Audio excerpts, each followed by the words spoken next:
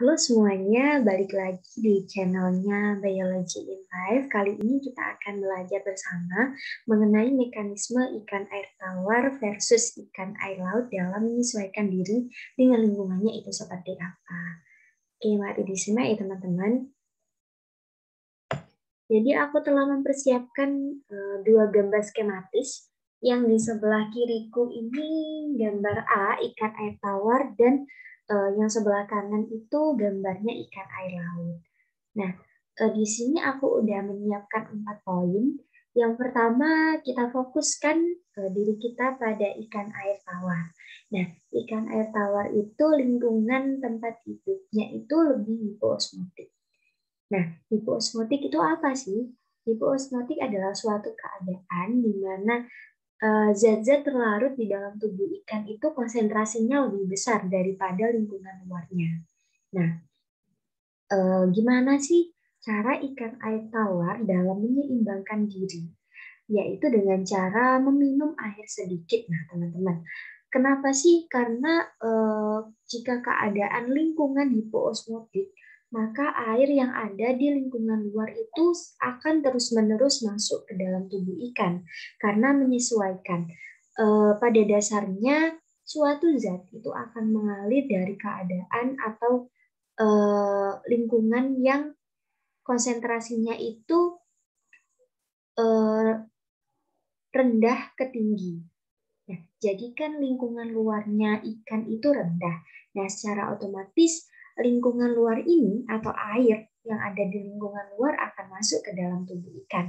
Sehingga untuk menyeimbangkan si ikan air tawar itu meminum air dalam jumlah yang sangat sedikit. Nah, mekanisme lain adalah mengeluarkan banyak urin dan encer. Namun, untuk mengambil garam agar digunakan sebagai proses metabolisme di dalam tubuh itu dilakukan dengan insannya secara aktif. Lalu yang kedua adalah ikan air laut. Nah, ikan air laut itu lingkungan luarnya itu bersifat hyperosmotik nih teman-teman. Jadi antara ikan air laut dan lingkungan luarnya ikan itu kan sangat asin kan di laut. Nah, makanya konsentrasi ion-ion zat terlarut di dalam tubuh ikan itu lebih kecil daripada lingkungan luarnya. Nah, cara menyeimbangkan dirinya adalah yang pertama meminum banyak air dan mengeluarkan urin yang sangat sedikit dan pekat. Nah, karena lingkungan luar yang eh, disapikan tadi itu banyak mengandung ion-ion garam, nah secara otomatis kan tubuh ikan itu kan akan penuh dengan garam. Nah, sekarang giliran insannya secara aktif digunakan untuk membuang kelebihan garam. Nah, kalau kita lihat secara fisiknya, ikan air tawar dan ikan air laut itu udah beda. Nah, kalau di ikan air laut ini kan tubuhnya memanjang sedikit. Nah, kalau yang ikan air tawar kita lihat itu sedikit menggembung ya teman-teman.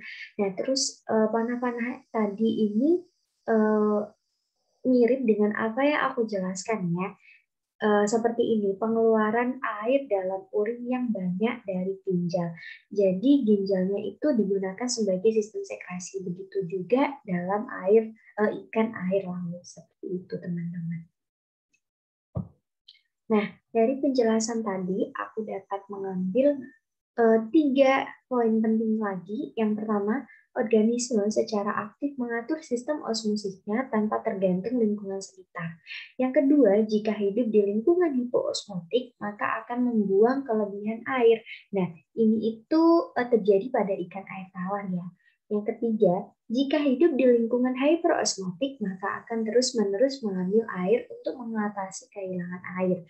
Dan ini terjadi pada mekanisme ikan air laut. Lalu sehingga ikan air tawar dan air laut itu disebut sebagai hewan yang osmoregulator.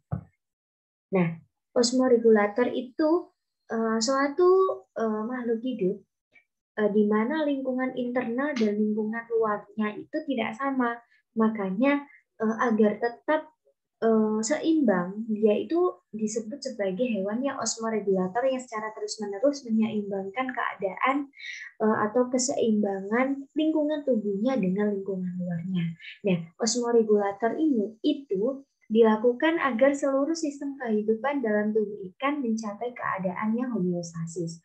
Nah, homeostasis itu apa sih? Homeostasis merupakan suatu mekanisme penyesuaian yang terjadi di dalam tubuh yang bertujuan untuk tadi ya, agar menyeimbangkan dengan lingkungan luarnya. Nah, karena sekarang udah mengerti penjelasan bagaimana ikan air tawar dan ikan air laut dalam mempertahankan dirinya agar tetap hidup gitu ya, agar tetap survive. Semoga video kali ini bermanfaat buat teman-teman. Terima kasih telah menonton. Jangan lupa subscribe ya. Dadah.